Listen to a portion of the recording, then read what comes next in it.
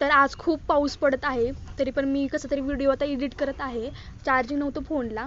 मग आज आपण सँडविचचा व्हिडिओ टाकत आहे. तर मी काय केलं, बटाटे शिजवून घेतले, स्मॅश केले आणि एका कढईमध्ये ना तेलामध्ये जिरं, मोहरी, कढीपत्ता, आलं, लसूण आणि मिरची याची पेस्ट टाकली आणि त्यानंतर हळदी टाकली आणि स्मॅश केलेला बटाटा आणि छान मिक्स करायचं उलटं पालटं. आणि हे माझं प्रिपरेशन आहे सँडविचसाठी. तर हे सगळं डन झालेलं आहे.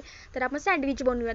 तर ब्रेड घेतला, ब्रेडला पुदिन्याची चटणी आणि एकाला केचप लावला आणि 2 काकडीचे स्लाईस, अजून कांद्याचे स्लाईस, नंतर बटाट्याची भाजी, त्याच्यावर कट केलेली सिमला मिरची ही ठेवली, थोडीशी काकडी ठेवली आणि टोमॅटो चुकून राहिला तसाच, विसरले मी.